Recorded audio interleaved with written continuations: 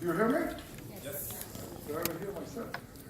So, what will change here? It's a big question.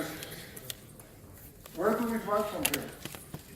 And why that question today and not yesterday? And what is really behind those words? See, it's going. Looks like they're not driving anywhere. Maybe this one. Aha. So, at least I learned how to operate this gadget. We all got accustomed to drive a certain way. And you can see a very interesting cluster of cars. Not sure how far they can go. By the way, it's not in Israel. In Israel, it's much more structured than here. For all of you who drove here in Israel. But it's all about to change. And you spend the 2 days here seeing how all the changes are coming up. And the car and the looks, it's all be very, very different from what it is now. And it's not just the car that is different. It is the entire ecosystem, it's the entire platform that will change, and not only the platform, it's also the business model. What will be the business model?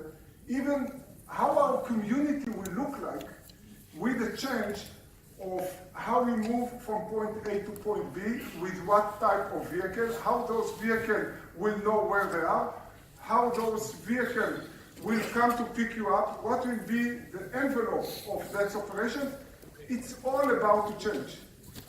And that change, we better get ready for that, because eventually, think about the automotive industry. Would they continue to develop car for each one of us, or maybe it will be only fleets? Will not be an individual car. That's not clear, and no one knows what the answer, neither do I, but we have to be ready and to prepare for all of them.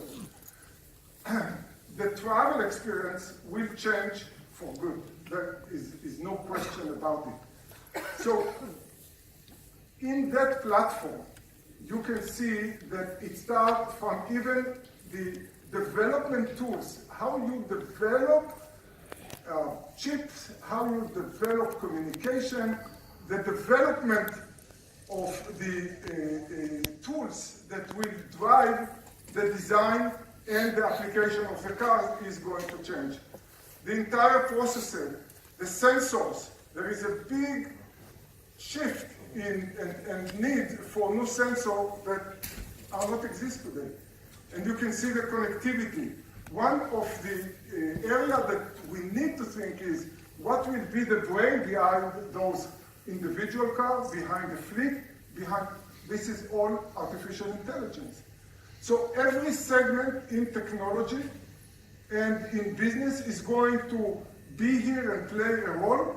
And we all need to be ready. Think about it, a full digital world, a full autonomous car, and smart factory, and smart houses.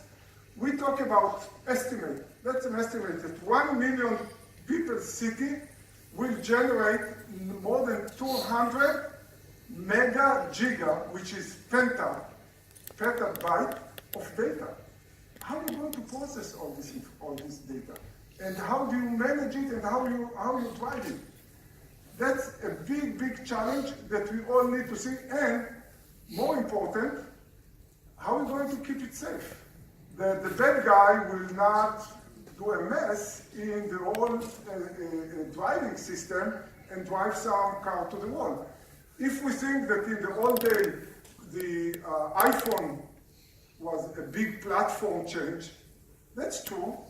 iPhone was a big platform change, but it was not related to human life. Here, there is people life on the line. And the question, are we going to be ready for that major, major change when life is on the line here? So, the business sector is running very, very fast. We all know it. And it's hard to slow it down. The question is, what about the government? What about the regulation? Are the regulators up to speed with the technology? And you all know exactly. The question is, how do we bridge it? And I'm talking on behalf of the government, and I know that the government is behind. We need to make a major effort to drive it closer, because if not, we can drive ourselves into disaster, not on the autonomous car, overall the digital revolution that we're going through. It's in the medical, it's in the, everywhere that you want. We don't want to, think about it today, that even our democracy, some people argue, not in Israel, that foreign forces get involved in our democracy. Wow, really? We didn't manage to protect ourselves.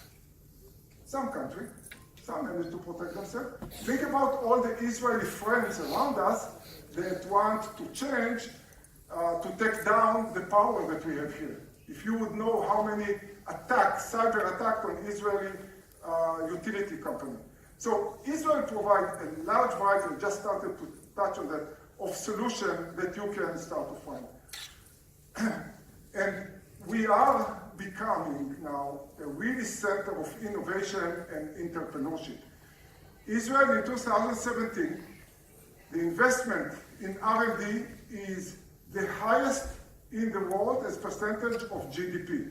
4.3% of the GDP is R&D.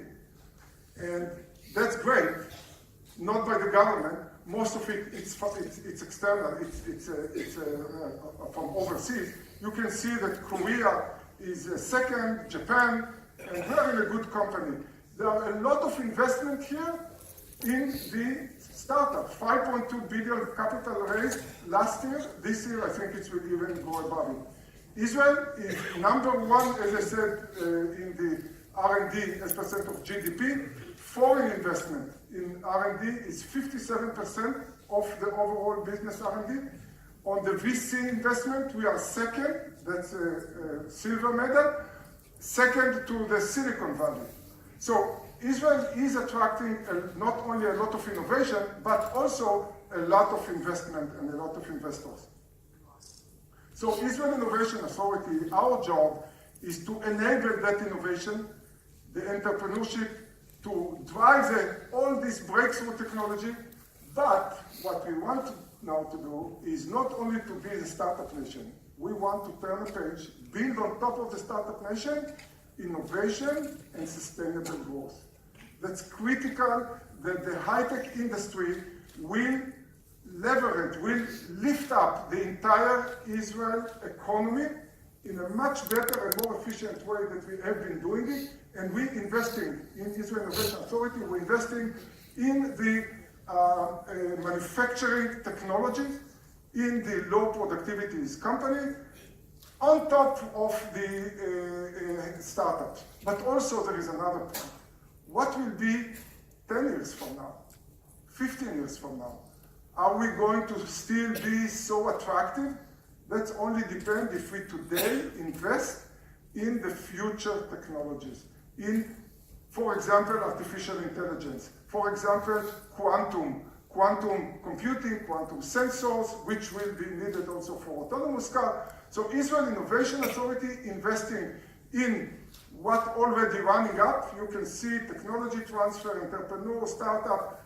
We invest in, when I say invest, it's conditional loans that we give in all different area and spectrum of product life cycle, as well as different technology, because no one in our side know what will be the next wave.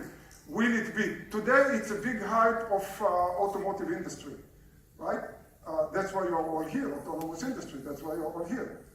Who knows what will be 5 years from now?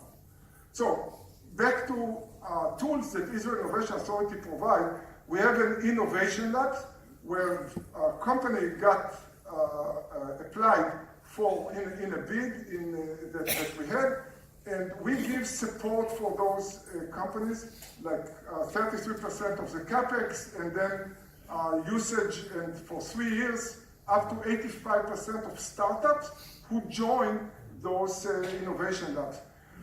In those innovation labs that we had the tender for, there were 5 winners. One of them that you can see here is Renault Nissan. and Mitsubishi, that they set up a test lab, and startup can come and test their product in that lab.